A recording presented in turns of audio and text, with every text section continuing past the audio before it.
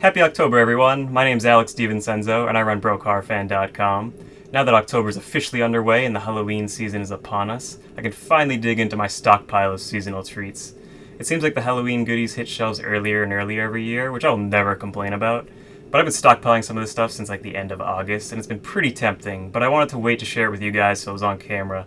I'm pretty hungry, so let's get started right away, shall we? I'm going to start off with some breakfast food because it's the first meal of the day, of course, and allegedly the most important. And what better way to kick off your day than with Halloween edition frosted chocolate fudge Pop-Tarts. I'm not a huge Pop-Tart eater, but when I do, I like the chocolatey ones. The fruit ones don't quite do it for me, so I'm pretty excited to dig into these. I feel like even if they're not good, they're going to look cool, so let's take a look.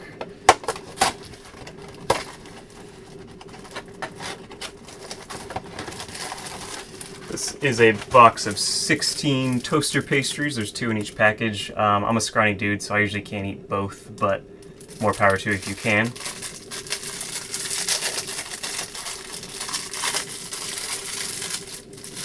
Oh yeah. So, immediately the smell, chocolatey fudge smell. I mean, it smells a little fake, but it smells good. And then you see the actual frosting. They get even better. They've got weird little Pop-Tart comics on them. This one says, "Please donut eat me." And guy dressed as a donut. That's funny, I guess. That pumpkin is lit. They're really appealing to the youth demographic with this one. I think I'm going to eat that one because it's dumb. Orange frosting, not the most appetizing look on a chocolate fudge thing, but I'm assuming it doesn't taste like orange, so let's give it a bite.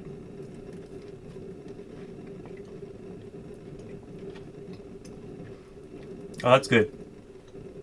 Obviously, this is supposed to be eaten toasted, and that will melt the chocolate, and I think it'll taste even better. But as it is, I will definitely eat these all month long. There's 16 of them. I'm going to need a second box to last me into November. And then I'll probably stockpile a lot more.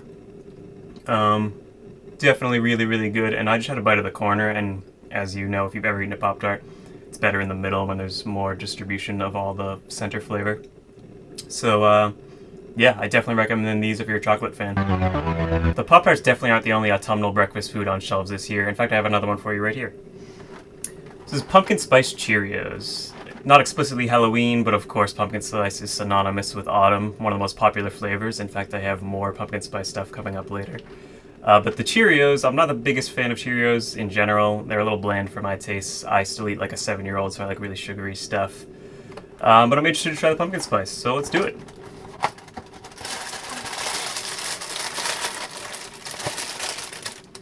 Ooh, the smell immediately hits you.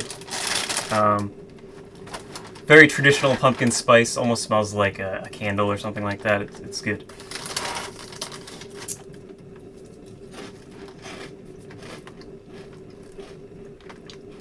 The flavor's pretty solid.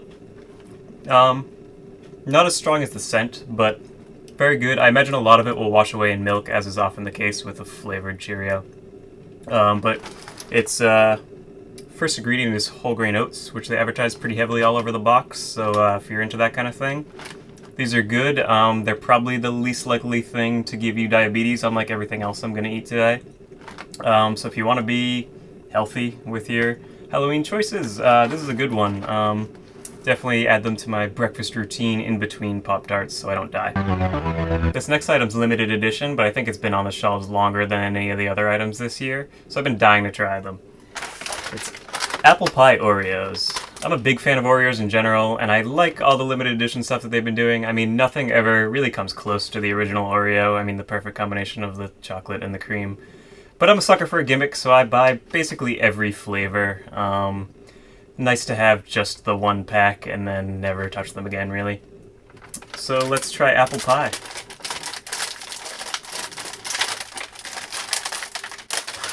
Side note, I love Oreos resealable packaging because I'm lazy. Oh, immediately they smell exactly like walking into a Yankee Candle in October. It's a very fake apple pie scent. They have the graham cracker on the outside and apple flavoring inside, so I'm gonna give it a shot.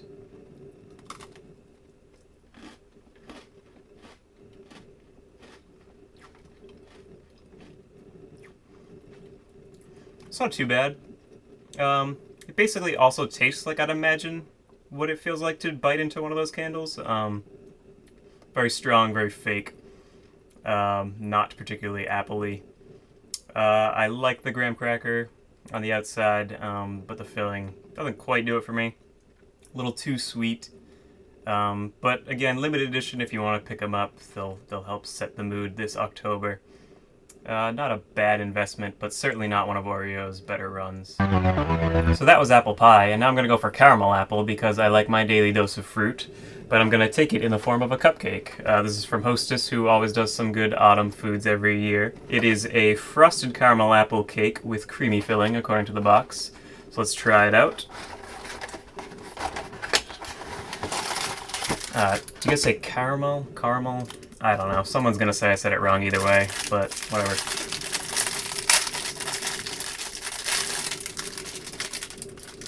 Not as strong of a scent as the other stuff I've eaten so far, but still a pleasant scent. These things kind of remind me of when I was a little kid. So let's try it out.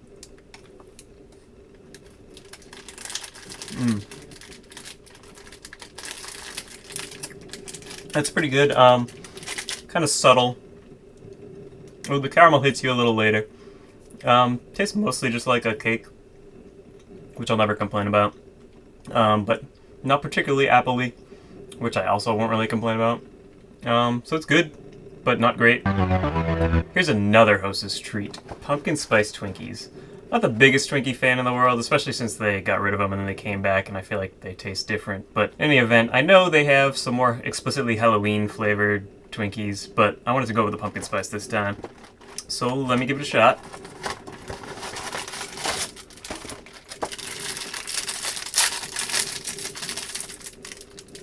It smells like a pretty regular Twinkie with a hint of pumpkin. It's that golden sponge cake on the outside. It's pretty overpowering.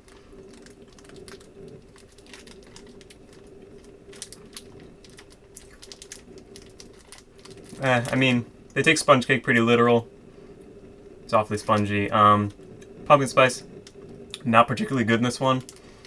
Kind of tastes like your stock pumpkin spice flavoring, but not as good, if that makes any sense. Probably not. But in any event, my least favorite thing I've eaten today so far. Not terrible, but only if you're a real big pumpkin spice connoisseur, which, let's face it, you probably are.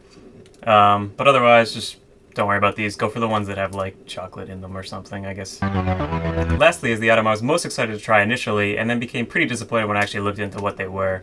They're Cookies and Screem M&Ms. Now, I enjoy M&Ms because I'm a relatively normal person, I guess you could say. And I like cookies and cream, as I mentioned before, how much I like the original Oreos. So I thought this would be kind of like an Oreo-flavored M&M, which sounds great, right? But when I read the package, they are dark chocolate and white chocolate, both of which I find to be abominations to regular milk chocolate. I mean, dark chocolate's okay, it's still real chocolate even though it's super bitter. But white chocolate is a fallacy, it's not real chocolate, and I don't support it. That said, I mean, this has cool packaging. It's got the red M&M who's pretty scared, and he's probably scared because he's holding something that looks like an Oreo, and he's eating these terrible M&Ms, but I'm going to give them a benefit of the doubt and give them a try. Maybe they'll be good.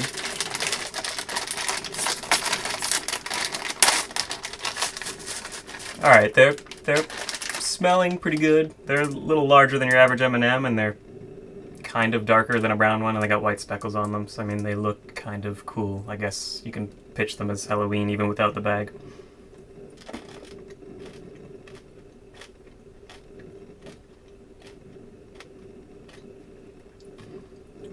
Alright, I'm a man who can admit when he's wrong, but I wasn't completely wrong.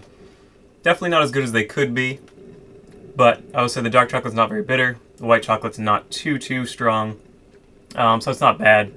I mean, there's no reason not to just buy regular M&Ms, but these aren't bad for a change. I mean, I assume they're only going to be out right now, so I feel like they mix it up a little bit, and if you don't hate terrible white chocolate, I mean, give them a try. They're really not bad, so I was wrong. Thanks for watching me put a bunch of junk in my mouth. Whatever. If this made you hungry, make sure you check out your local store because all these items should be on the shelves at least through Halloween, if not longer. And after Halloween, they'll probably go on sale, which is a great reason to stockpile because you won't be able to get them for another year at least. If you like what you saw and you want to watch more dumb videos, make sure you check out the Broke Horror Fan channel and subscribe. You can also like, comment, and share this video to show your support. And have a happy Halloween.